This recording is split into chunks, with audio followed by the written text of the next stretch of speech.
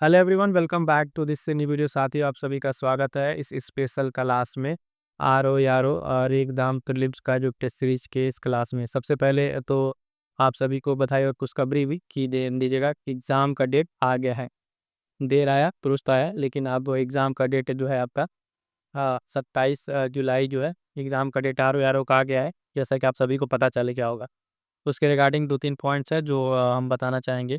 सबसे पहले देखिए तो डेट आ गया है, अब उसके रिगार्डिंग आप अपनी तैयारी को पहले तो एक बहुत दिनों से आपकी तैयारी बंद है और उसके लिए आप क्या कीजिए, पहले फुल लेंथ टेस्ट लगाइए और उस टेस्ट में देखिए क्या-क्या चीज़ें आपके चीज़ें रिवाइज़ नहीं है, उसको एक पॉइंट बना के पहले नोट कीजिए और जो-जो चीज़ें छूट गई हैं उसको एक अच्छे तरीके से तैयार कीजिएगा। इस चैनल के माध्यम से क्या-क्या चीज़ें आपको मिलेंगी वो मैं आपको बता दूँ। सबसे पहले तो कोशिश किया जाएगा, अभी टाइम आपके पास अच्छा खासा है, तो अप्रैल भी है, मई और जून 3 महीने का है। इसमें डिफरेंट जो कोचिंग के टेस्ट सीरीज़ हैं, अभी जैसे मान लीजिए हम लोग अध्याय वाला कर रहे हैं, ठीक है? और इसके साथ-साथ करेंगे हम लोग दृष्टि का भी, जीएस वर्ल्ड का और कुछ लोग साथी थे जिनका कमेंट था संस्कृति के लिए, ठीक है? संस्कृति का भी कराने के लिए। इसमें आप जो लोग साथी पहले से जुड़े हैं, उनको पता होगा कि कराने में एक तो पहले हम इसमें जीएस के प्रश्नों को कराते हैं, उसके बाद से हिंदी और करंट अफेयर का जो है उसका अलग से वीडियो लेके आते हैं। अभी चैनल पे पड़ा होगा पिछले साल का वीडियो, जिसमें आप देखेंगे कि जनवरी से लेके जुलाई तक का मंथ वाइज़ टेस्ट सीरीज़ का करंट अफेयर क्वेश्चन करा दिए थे और बहुत साथियों को पसंद आए थे और आप लोग कमेंट भी करके अपनी बात को बताते हैं। तो ध्यान दीजिएगा, इसमें चीज़ में कहेंगे कि क्लास आपको रेगुलर यहाँ से मिलेगी। आपके क्या विचार हैं, वो आप कमेंट करके बताइएगा ताकि वन वे ना रहे, आप भी इसको पढ़ें, आप भी इसका लाभ ले पाएँ और अपने साथियों तक इस क्लास को शेयर कीजिएगा अगर आपको पसंद आ रहा है तो। और बाकी सारे टेस्ट सीरीज़ में कौन-सा टेस्ट सीरीज़ पहले कराया जाए, उसके बारे में आप लोग ज़रा-सा कमेंट करके बता दीजिएगा। और एक चीज़ कि जो लोग जितने लोग अभी इस बार एग्ज़ाम देने वाले हैं आर-ओ का, वो एक बार कमेंट करके अपनी अटेंडेंस ज़रूर लगाइएगा, ठीक है? ताकि पता चले कितने लोग अभी एक्टिव हो गए हैं, क्योंकि अब ज़्यादा समय नहीं है। ये आपके लाइफ़ का एक आखिरी एग्ज़ाम होना चाहिए कि इसको देने के बाद नौकरी पक्की हो जानी चाहिए। एक एग्ज़ाम अच्छे से लग के दीजिए और इसमें कोई पे या बट ना रहे, समय भरपूर है, अच्छे से तैयार कीजिए और सबसे जो ज़रूरी चीज़ है कि टेस्ट सीरीज़ आप लगाते रहिएगा। जितना पढ़ना है रिवीज़न कीजिए, लेकिन टेस्ट सीरीज़ आपका नहीं छूटना चाहिए, ठीक है? इस पे बहुत जल्द एक क्लास लेकर आएँगे, किस तरीके से आपको टेस्ट सीरीज़ का एनालिसिस करना है और क्या-क्या टॉपिक पढ़ना है। फिलहाल उसकी बातें बाद में करेंगे, स्टार्ट करेंगे आज के अपने क्लास को और क्वेश्चन को देखेंगे। ये स्पेशल टेस्ट सीरीज़ है आर-ओ के लिए, ठीक है? सबसे पहला प्रश्न है, ध्यान दीजिएगा, पहला प्रश्न कह रहा है कि निम्नलिखित कथनों में से कौन-सा सत्य है, ठीक है? कौन सत्य है? तो कह रहा है कि पहला स्टेटमेंट, कथा वस्तु बौद्ध धर्म के महायान शाखा का प्रमुख ग्रंथ है। दूसरा कह रहा है कि इस ग्रंथ में बुद्ध का जीवन जो चरित है अनेक कथानकों से वर्णित है। तो बताना ही है कि इसमें कौन-सा सही है, केवल 1, केवल 2 या दोनों या नौ तो 1 नौ तो 2। साथियों ध्यान दीजिएगा, इसमें जो आपका सही होगा वो जो है आपका ऑप्शन बी, केवल 2, ठीक है? तो जो कथा और ये वस्तु है, कथा वस्तु, ये आपका पहला गलत हो जाएगा और दूसरा सही है। पहला गलत क्यों है उसके बारे में बता दें, तो कथा वस्तु बौद्ध धर्म के महायान का नहीं, हीनयान का, ठीक है? ध्यान दीजिएगा, हीनयान जो शाखा है उसका प्रमुख ग्रंथ है, इसलिए पहला गलत हो जाएगा और दूसरा जिसमें बात है कि महात्मा बुद्ध के जीवन का जो जीवन चरित्र है इसमें अनेक कथानकों के साथ वर्णित है, तो ये स्टेटमेंट आपका सही है। तो हमसे पूछा गया था सही, तो ऑप्शन बी केवल यहाँ पे सही उत्तर हो जाएगा। ध्यान दीजिएगा, टेस्ट सीरीज में जब भी कोई क्वेश्चन लगाएं जो गलत है उसको अच्छे से पॉइंट आउट करके नोट जरूर कर लिया करें, क्योंकि स्टेटमेंट वहीं आपसे गलती होती है। ये स्टेटमेंट कथा जो वस्तु बौद्ध धर्म के किस ग्रंथ तो है, ध्यान अगर देखेंगे तो ग्रंथ है, लेकिन फटाके थोड़ा सा ध्यान इधर उधर होगा तो गलत हो जाएगा, क्योंकि ये महायान का नहीं किसका है, हीनयान का है, ठीक है? तो इस तरीके से पॉइंट्स को आपको ध्यान में रखना है और जो भी टेस्ट सीरीज आप लगाइए, लगाने के बाद से एक पर्चे पे एक ए4 साइज शीट लीजिए, उस पूरे पर्चे पे जो है आपका वो टेस्ट सीरीज आ जाना चाहिए। मतलब जो-जो उसमें प्रश्न गलत है, वो सारे छोटे-छोटे पॉइंट शॉर्ट पॉइंट्स बना के आपको उसमें सारे पॉइंट्स को मेंशन कर लिए, ताकि जब रिवीजन करें तो दोबारा टेस्ट सीरीज ना देखना पड़े। उसके जो प्रश्न गलत है वो प्रश्न आप अच्छे से रिवाइज कर पाएँ। आगे बढ़ेंगे, देखेंगे अगला प्रश्न। प्रश्न संख्या 2 कह रहा है कि निम्नलिखित कथनों में से कौन-सा एक असत्य है? कौन-सा असत्य है? तो वैदिक सभ्यता एक ग्रामीण सभ्यता थी, ठीक है? दूसरा कह रहा है कि आर्यों की भाषा संस्कृत थी। आर्यों का समाज मातृ प्रधान था और आर्यों का प्रिय पशु थोड़ा था। तो कौन सा एक असत्य कथन, इन चारों में से फटाफट से आंसर कीजिएगा, है ना? कि कौन सा इसमें एक कथन असत्य है।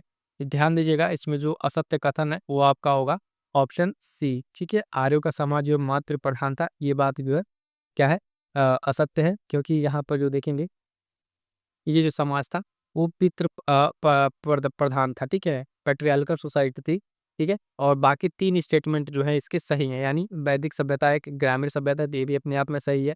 उसके बाद से जो आर्य थे उनकी भाषा संस्कृत थी, ये भी सही है। और आर्य जो थे उनका प्रिय पशु घोड़ा था, ये भी बात सही है। तो 3 आपका यहाँ पे सही है। गलत कौन सा है कि आर्य समाज मातृ प्रधान बता रहा है, ये गलत है।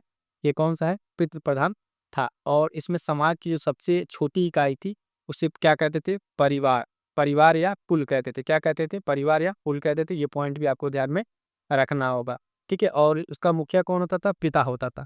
उस पिता को क्या कहते थे? तो जो परिवार का मुखिया होता था वो पिता ही होता था, और उस पिता को कहते थे, है ना, उसको कहते थे कुलप। क्या कहते थे? एक शब्द है कुलप, ये पॉइंट भी याद रखिएगा, है ना। और इसका सही आंसर हो जाएगा ऑप्शन सी। आगे बढ़ेंगे, देखेंगे अगले प्रश्न को। अगला प्रश्न है प्रश्न संख्या 3। प्रश्न संख्या 3 कह रहा है कि निम्नलिखित में से किस लेख से यह ज्ञात होता है कि पुष्यमित्र शुंग ने 2 अश्वमेध यज्ञ कराए थे? तो पहला अभिलेख है, कह रहा है कि ग्वालियर का लेख, नासिक लेख, अयोध्या लेख या पुणे लेख। और फटाफट से आंसर कीजिएगा कि किस लेख के द्वारा ये बताया गया था या पता चलता है कि पुष्यमित्र शुंग ने 2 अश्वमेध यज्ञ कराए थे। इसका सही आंसर हो जाएगा, साथियों ध्यान दीजिएगा, ऑप्शन सी, अयोध्या लेख, ठीक है। अयोध्या लेख ऑप्शन सी इसका सही उत्तर हो जाएगा, क्योंकि ये जो है आप देखेंगे 184 ईसा पूर्व, ठीक है, 184 ईसा पूर्व जो है पुष्यमित्र शुंग ने उसके जो अंतिम शासक है यहाँ पे बृहदत्त, उसकी मौर्य वंश का जो शासक है बृहदत्त, उसकी हत्या करके, है ना, शुंग वंश की स्थापना करता है। तो पुष्यमित्र शुंग जो है किस वंश की स्थापना करता है? शुंग वंश की स्थापना करता है, ये भी आपको ध्यान में रखना है। और ये सारी बातें कहाँ से पता चलती हैं? तो किससे? अयोध्या लेख से पता चलती हैं। इसी की इसने 2 अश्वमेध यज्ञ कराए थे। तो 2-3 पॉइंट जो अलग का ध्यान रखना, पुष्यमित्र ने किसको मार के अपनी गद्दी बनाया था? तो मौर्य वंश का अंतिम शासक बृहदत्त की हत्या करके बनाया था। और कौन सा वंश यहाँ पे इसने स्टार्ट किया था? तो शुंग राजवंश की स्थापना की थी, ठीक है। ये सारे पॉइंट्स आपको ध्यान में रखने हैं। आगे बढ़ेंगे। आगे अगला प्रश्न जो है प्रश्न संख्या 4। चंद्रगुप्त द्वितीय जो है विक्रमादित्य के नवरत्नों में से कौन एक महान कूटनीतिज्ञ थे? चंद्रगुप्त द्वितीय जो विक्रमादित्य के नवरत्नों में से कौन एक महान कूटी जो नीतिज्ञ थे? तो आप ध्यान दीजिएगा, इसमें नवरत्नों में ऑप्शन है वररुचि, है ना, शपनक, शंकाकू और खटक जो घट पर रख, ठीक है।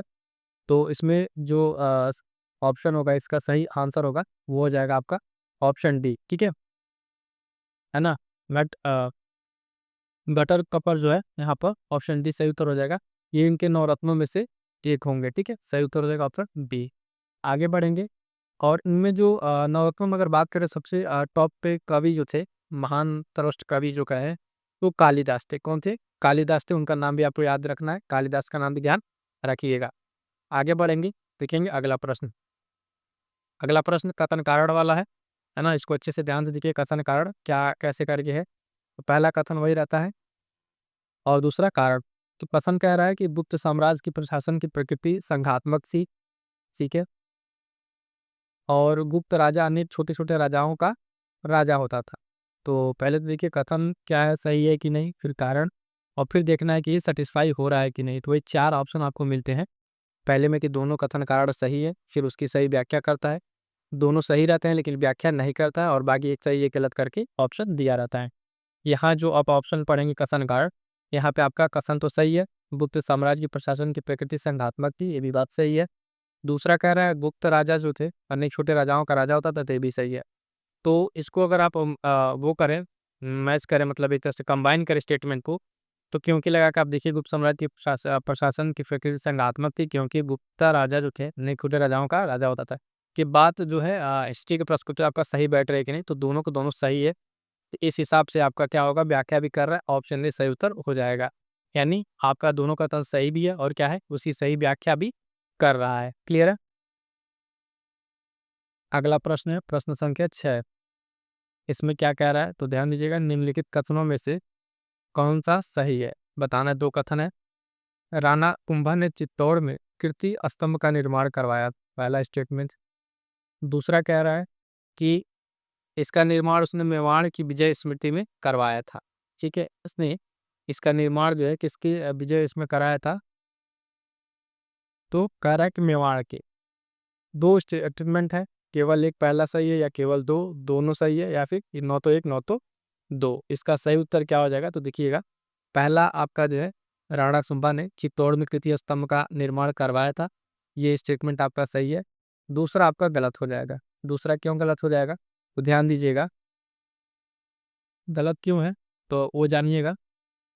इसका निर्माण उसने मेवाड़ की विजय पे नहीं, मालवा के विजय पे, ठीक है।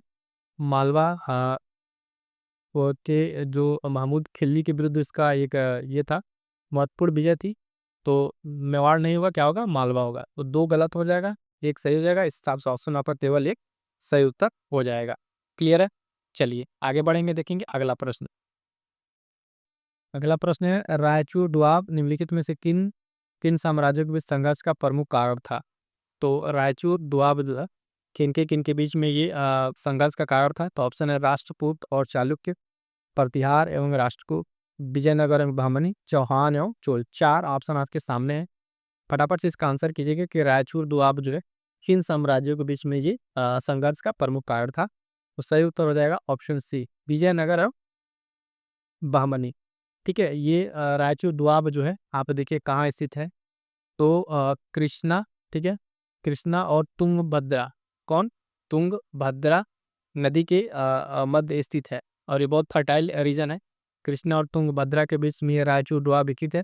और किनके बीच ये संघर्ष का कारण था? तो बहमनी और विजयनगर साम्राज्य के बीच। ऑप्शन सी क्या हो जाएगा यहाँ पर सही उत्तर हो जाएगा। ठीक है, ऑप्शन सी सही उत्तर हो जाएगा। आगे बढ़े, चलिएगा आगे बढ़े, देखेंगे अगला प्रश्न, प्रश्न संख्या 8। 8 कह रहा है कि बेस नगर का गरुड़ स्तंभ निम्नलिखित में से किस एक से संबंधित है? तो बेस नगर का गरुड़ स्तंभ जो है निम्नलिखित में से किस एक से संबंधित है? तो कह रहा है शैव धर्म, शाक्त धर्म, नाथ संप्रदाय या भागवत धर्म। फटाफट से इसका उत्तर कीजिएगा कि ये किस धर्म से संबंधित है।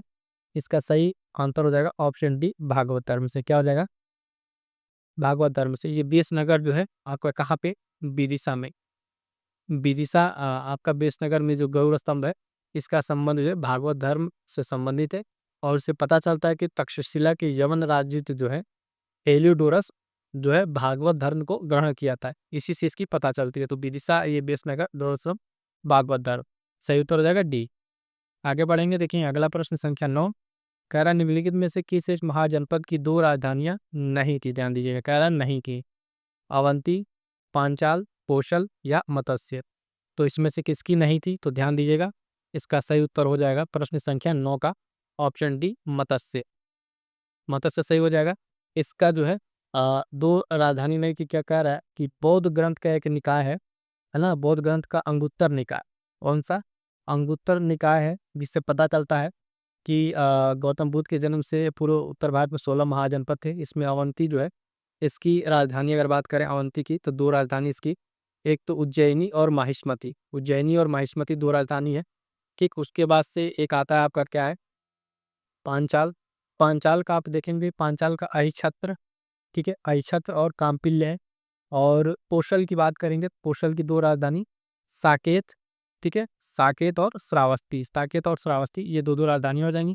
नाम एक बार फिर से सुन लीजिएगा। अवंती का जो है उज्जैनी और महिष्मती है। पांचाल का हमने बताया, अहिछत्र और काम्पिल्य। कौशल का बता दिया कौन सा, साकेत और श्रावस्ती। जबकि इसमें पूछा था किसका नहीं है, तो मत्स्य आपका एक ऐसा है इसमें, मत्स्य, इसकी सिर्फ एक राजधानी थी। कौन सा? मत्स्य का विराटनगर। कौन? विराटनगर। इसके साथ ही अगर आपको ये प्रश्न जैसे आ गया सामने, तो आपको ध्यान देना चाहिए। अब आपको क्या करना है, यहाँ से जो 16 महाजनपद हैं उनको जाके आपको अच्छे से पहले तैयार कर लेना है।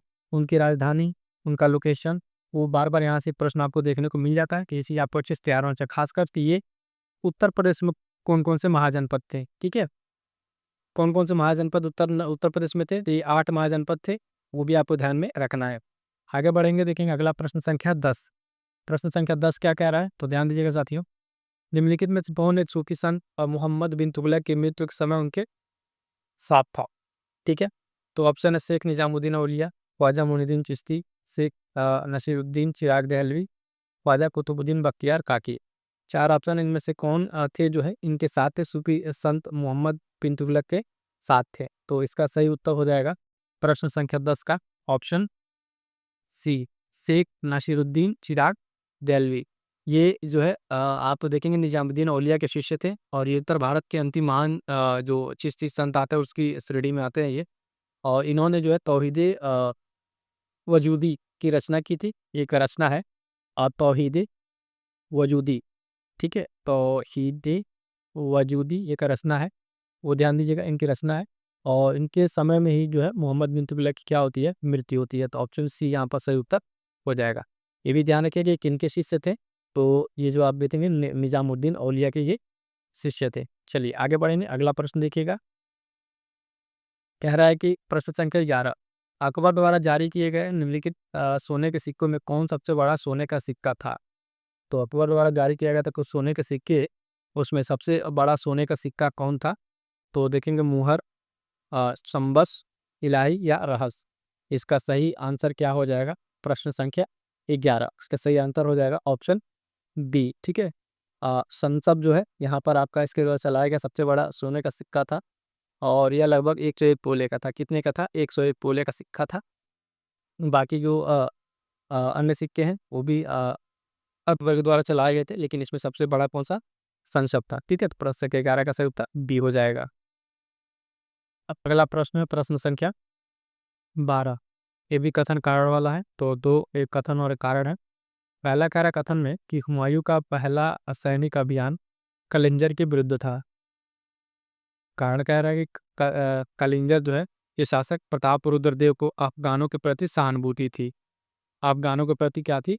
सहानुभूति थी। तो इसमें जो है कह रहा है कि क्या होगा इसमें? दोनों स्टेटमेंट देखिए और फिर वही कथन कार्य वाला ऑप्शन तो आपको पहले से पता ही होगा इसमें किस तरह का ऑप्शन रहते हैं, तो ध्यान दीजिएगा। इसका जो सही उत्तर होगा कथन भी सही है और कारण भी सही है। और कथन कारण से क्या कर रहा है? सही व्याख्या कर रहा है, तो ऑप्शन ए इसका सही उत्तर हो जाएगा। आप देखेंगे हुमायूं का जो पहला सैनिक अभियान था, ये बुंदेलखंड में स्थित जो कालिंजर है इसके विरुद्ध था। कब? 1531 में, ठीक है? कब? 1531 ईस्वी में अभियान था। उस समय कालिंजर का जो शासक थे रुद्र प्रताप देव, उनको क्या थी? अफ़गानों के प्रति जो है सहानुभूति की। इसके अतिरिक्त अगर हम बात करें तो कालिंजर का जो दुर्ग है बुंदेलखंड की पहाड़ी पर स्थित है, जो सैनिक दृष्टि से बहुत ही महत्वपूर्ण था। तो इस हिसाब से इसका सही उत्तर हो जाएगा ऑप्शन ए, ये दोनों सही है। कथन मतलब कथन कारण दोनों सही है और इसकी जो सही व्याख्या करता है। आगे बढ़ेंगे, देखेंगे अगला प्रश्न जो है प्रश्न संख्या 13। कह रहा है निम्नलिखित घटनाओं को उनके कालानुक्रमाल व्यवस्थित कीजिए जो क्रम के अनुसार। तो पहला कह रहा है गदर पार्टी की स्थापना, उसके बाद से है 2 में मदन लाल ढींगरा द्वारा करजन वायली की हत्या, इंडियन होम रूल सोसाइटी की स्थापना, उधम सिंह द्वारा माइकल ओडायर की हत्या। ये 4 आपके पास जो घटनाएँ हैं, इन घटना को अरेंज कीजिए। ऑप्शन आपके पास दिया हुआ है, ये पुट दिया हुआ है, कौन-सा आपका इसमें सही होगा। इस तरह के प्रश्नों में ध्यान दीजिएगा, जब तक आपको एग्ज़ैक्ट डेट नहीं पता होगा, तब तक चीज़ें आपको क्लियर नहीं होंगी, ठीक है? तो देखिएगा इसमें पहले आपको डेट बताते चले, ठीक है? गदर पार्टी की स्थापना अगर आप देखें, गदर पार्टी की स्थापना तो 1900, गदर पार्टी की स्थापना जो है 1913 में मोहन भाकना के द्वारा की जाती है, सोहन भाकना सिंह, ठीक है? 1913 में। उसके बाद से मदन लाल ढींगरा द्वारा ये वायली की हत्या जो है, ये आपका 1909 में। कब? 1909 में किया जाता है। और उसके बाद से उधम सिंह द्वारा अगर आप देखें, इंडियन होम रूल सोसाइटी है, इसको देख लीजिए। इसकी स्थापना जो है 1905 में। कब? 1905 में इंडियन होम रूल की स्थापना श्याम कृष्ण वर्मा के द्वारा की जाती है और उधम सिंह द्वारा जो हत्या है ये 1940 में। तो इस हिसाब से आप अरेंज करके देखिए कौन पहले आएगा। सबसे पहले तो आपका 5 वाला यानी 3 आएगा, 3 के बाद से 2 आएगा और 1, ठीक है? 3, 2, 1, 4। तो आपका कौन-सा आंसर सेट बैठ रहा है? सो देखेंगे ऑप्शन सी बैठेगा, 3, 2, 1, 4 में ऑप्शन सी सही बैठ रहा है। फिर से एक बार बता दे रहे हैं कि ध्यान दीजिएगा, इसमें जो डेट है वही इम्पोर्टेंट है। गदर पार्टी का स्थापना 1913, ठीक है? उसके बाद से दूसरा था मदन लाल ढींगरा द्वारा जो है वायली की हत्या 1909, इंडियन होम रूल सोसाइटी का स्थापना 1905 और उधम सिंह द्वारा माइकल की जो डायर की हत्या 1940, ठीक है? तो ये सब सारी चीज़ें हैं, ये सारे डेट याद रहेगा तब जाकर आपसे चीज़ें होंगी। सही उत्तर आपका ऑप्शन सी हो जाएगा। आगे बढ़ेंगे, देखेंगे अगला प्रश्न। अगला प्रश्न जो कह रहा है कि भारतीय दुर्भिक्ष संहिता 1883 का निर्माण निम्नलिखित में किस आयोग द्वारा किया गया था? दुर्भिक्ष से के आप अब समझिए, प्रश्न संख्या जो 14 है, ये अकाल से संबंधित है, किससे? अकाल, ठीक है? तो ये कैंपबेल आयोग है, स्ट्रेची आयोग, हंटर या एचिंसन आयोग। इसका जो सही उत्तर हो जाएगा कौन सा आयोग द्वारा इसका किया गया था, प्रश्न संख्या 14 का जो है ऑप्शन बी स्ट्रेची आयोग। साथियों ध्यान दीजिएगा, आर ओ आर ओ यूपीटीसीएस और आर ओ आर ओ दोनों को ध्यान में रखते हुए एक शॉर्ट नोट्स वाली वीडियो तैयार की गई है जो इस चैनल पर अवेलेबल होगी, है ना। प्रीवियस ईयर करके है, शॉर्ट नोट्स के माध्यम से 4 या 5 घंटे की क्लास है। वो क्लास बहुत ही इंपॉर्टेंट है। एक बार जो साथी नए हैं वो उस क्लास को देख लेंगे, उसका लिंक जो है हम यहाँ डिस्क्रिप्शन में प्रोवाइड करा देंगे। बहुत ही महत्वपूर्ण क्लास है, उसमें इस तरह के सारे छोटे-छोटे पॉइंट्स जो हैं हर एक सब्जेक्ट के आपको एक जगह मिल जाएँगे। वो आपके परीक्षा की दृष्टि से बहुत महत्वपूर्ण है। तो जो साथी नए हैं एक बार उसको वीडियो को जाके ज़रूर चेक कर लीजिएगा, बहुत महत्वपूर्ण, वहाँ से सीधे-सीधे प्रश्न आपको परीक्षा में देखने को मिलते हैं। वहाँ पे इस तरह के सारे जो छोटे-छोटे इस तरह का आयोग वाला है, बाकी सारी चीज़ें वहाँ पे कवर अप हैं। अगला प्रश्न देखिएगा, प्रश्न संख्या 15। अहमदाबाद अधिवेशन 1921 के संबंध में कौन सा कथन सही है? कह रहा है इस अधिवेशन की अध्यक्षता तो सी.आर. दास ने की थी, ठीक है। उसके बाद से कह रहा है कि इस अधिवेशन में मौलाना हसरत मोहानी ने पूर्ण स्वतंत्रता की मांग पहली बार उठाई थी। तो इसमें पूछा है कौन सा सही है, 1 और 2, और बाकी आपका देख रहे हैं दोनों या दोनों नहीं। तो सही उत्तर इसका क्या हो जाएगा, को जानिएगा। इसका सही उत्तर जो होगा प्रश्न संख्या 15 का, वो होगा ऑप्शन बी, केवल 2, यानी दूसरा सही है और पहला गलत है। क्यों गलत है? तो अहमदाबाद अधिवेशन जो कांग्रेस का 1921 का है, इसकी अध्यक्षता जो है सी.आर. दास ने नहीं की थी। इसकी अध्यक्षता जो है पहले चुना इनको ही गया था, लेकिन अध्यक्षता बाद में हकीम अजमल खान ने की थी। किसने? हकीम अजमल खान ने। हालाँकि चुना इन्हें ही गया था, पहले चुना गया था सी.आर. दास को ही, लेकिन ये इनको जो है जेल होने के कारण इस अधिवेशन की अध्यक्षता हकीम अजमल खान ने की थी। और इसी अधिवेशन में सर्वप्रथम अगर आप बात करेंगे तो मौलाना हसरत मोहानी ने पूर्ण स्वतंत्रता की मांग को पहली बार जो है उठाया था। परंतु इस समय जो है गांधी जी जो है इस पक्ष में नहीं थे। गांधी जी इस पक्ष में नहीं, तो 1921 की बात है। तो गांधी जी इस पक्ष में नहीं थे, लेकिन ये बात एकदम सही है, पहला गलत है और इसके अकॉर्डिंग हमें बताना है कौन सा सही है, तो ऑप्शन तो यहाँ पे सही हो जाएगा। इसी तरीके से ध्यान दीजिए, कांग्रेस के अधिवेशन से संबंधित जितने इंपॉर्टेंट अधिवेशन है जिसमें कुछ इंपॉर्टेंट बातें कही गई हैं, उस अधिवेशन को, उसका डेट और उसमें किसने अध्यक्षता की थी, इस तरह के प्रश्न आप अच्छे से पॉइंट्स को तैयार कर लेंगे तो परीक्षा में आपसे से प्रश्न इस तरह के पूछे जाएंगे, चाहे स्टेटमेंट वाले हो चाहे ऑनलाइन हो, ताकि प्रश्न गलत नहीं होंगे। आगे बढ़िएगा, देखेंगे अगला प्रश्न। अगला प्रश्न जो है प्रश्न संख्या 16। प्रश्न संख्या 16 का है, निम्नलिखित में से किस अ, एक ने अल नदवा का प्रकाशन किया था? तो ऑप्शन आपके पास 4 है, अब्दुल गफ्फार खां, सैयद सैयद अहमद खां, राजा राम मोहन राय या मौलाना अबुल कलाम आज़ाद। इसका सही उत्तर हो जाएगा साथियों, फटाक से बताइएगा, प्रश्न संख्या 16, उसका सही उत्तर हो जाएगा ऑप्शन सी, राजा राम मोहन राय। प्रश्न संख्या कौन सा है? 16, अल नदवा, सॉरी ध्यान दीजिएगा, इसका जो सी नहीं होगा, ऑप्शन डी होगा, मौलाना अबुल कलाम आज़ाद। इसने जो है मौलाना अबुल कलाम आज़ाद जो है 1940 से, ध्यान दीजिएगा, 1940 से 45 तक ये जो है कांग्रेस के अध्यक्ष रहे और ये देवबंद से भी संबंधित है। किससे? देवबंद से इनका भी संबंध रहा है। इंडिया विंस फ्रीडम एक बहुत महत्वपूर्ण किताब है, किताब का नाम बता रहे हैं इंडिया विंस फ्रीडम, उसको भी ध्यान रखें, इनकी प्रसिद्ध पुस्तक है। और जो अल नौदा है, इसकी प्रकाशन इन्होंने ही किया था। तो इनसे संबंधित 2-3 पॉइंट और जो हमने आपको बताया, मौलाना अबुल कलाम आज़ाद, इसका सही उत्तर हो जाएगा ऑप्शन डी। इन्होंने कांग्रेस की अध्यक्षता की 40 से 45 तक, और इंडिया विंस फ्रीडम बहुत ही फेमस पुस्तक, कईयों बार ये परीक्षा में प्रश्न पूछा जा चुका है, तो इसको ध्यान रखिएगा, ठीक है। डी सही उत्तर होगा, ध्यान दीजिएगा, गलती सी को लगा देता तो सही कर लीजिएगा। आगे बढ़ेंगे, देखेंगे अगला प्रश्न। अगला प्रश्न इसी तरीके से सूची दिया हुआ है, मिलान करना, सूची 1 और सूची सेकंड। एक तरफ आंदोलन दिया हुआ है और कहाँ-कहाँ पे कौन सा आंदोलन घटित हुआ है उसको मिलान करना है। आंदोलन दिया है बिजौलिया, एका, तेभागा, बकास, और ये किस-किस जगह पर हुआ तो उसको आपको बताना है। तो सबसे पहले अगर आप देखें बिजौलिया आंदोलन, इसका संबंध कहाँ से है? राजस्थान से है। एका आंदोलन की अगर आप बात करें तो एका आंदोलन आपका कहाँ से संबंधित है? अवध से संबंधित है। तेभागा आंदोलन कहाँ पे हुआ था? तो ये आपका कहाँ हुआ था तेभागा वाला? तो ये हुआ था आपका बंगाल में। बचा आपका बकास, तो बकास था आपका कहाँ पर? बिहार में। कहाँ पर? बकास किसान संग्रह जो है ये आपका बिहार में हुआ था। इस हिसाब से अगर आप देखें, है ना? तो आपका जो आंसर होगा पहले का चौथा, पहले के चौथे के हिसाब से ये कट जाएगा, ये कट जाएगा।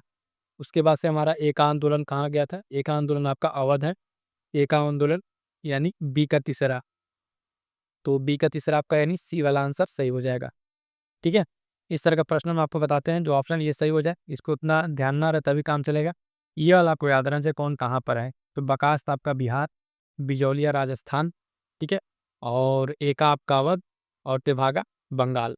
तेभागा बंगाली तो था, ठीक है। ये इसका सही मिलान होगा, ऑप्शन सी सही उत्तर हो जाएगा। आगे बढ़ेंगे, देखेंगे नेक्स्ट प्रश्न को। अगला प्रश्न है, निम्नलिखित में से किस क्रांतिकारी को काकोरी षड्यंत्र केस में फांसी की सजा नहीं हुई है? ध्यान दीजिएगा, नहीं हुई है। वो चार नाम है, राम प्रसाद बिस्मिल, बटुकेश्वर दत्त, राजेंद्र लाहिड़ी और रोशन लाल। प्रश्न संख्या 18 का जो है सही उत्तर हो जाएगा, वो क्या होगा? वो होगा ऑप्शन बी, बटुकेश्वर दत्त जो है उनको इसमें फांसी नहीं हुई थी।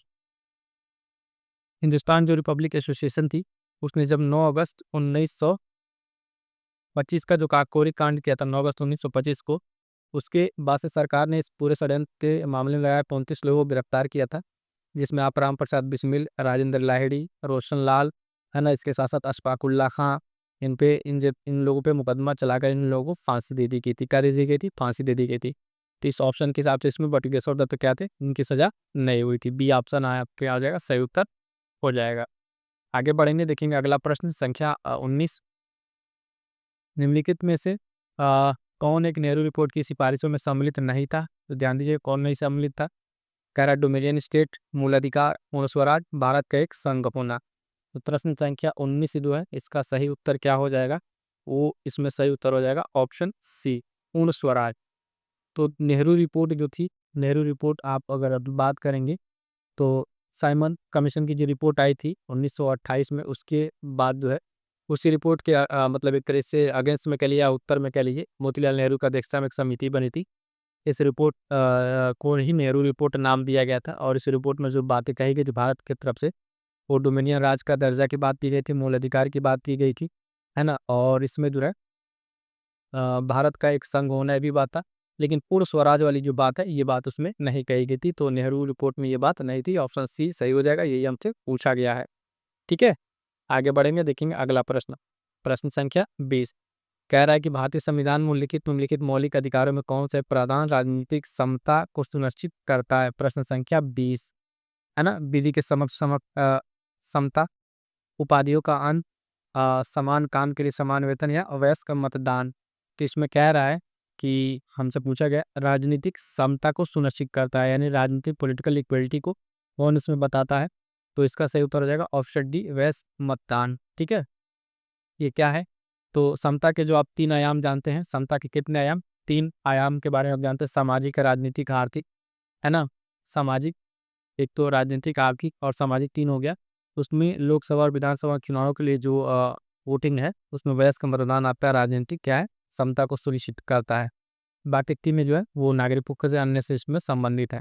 तो डी आपके यहाँ तो क्या हो जाएगा? सही उत्तर हो जाएगा। क्लियर है यहाँ तक के लिए? अगला प्रश्न जो है कह रहा है संविधान 21 नंबर, असाधारण परिस्थितियों में राष्ट्रपति को राज्यपाल की कृतियों के निर्वहन हेतु को बंद कर सकता है, यह किस आर्टिकल में वर्णित है? तो ये आर्टिकल आपको बताना है। तो ध्यान दीजिएगा, आर्टिकल क्या है? 162, 165, है ना, अनुच्छेद 160 या 161।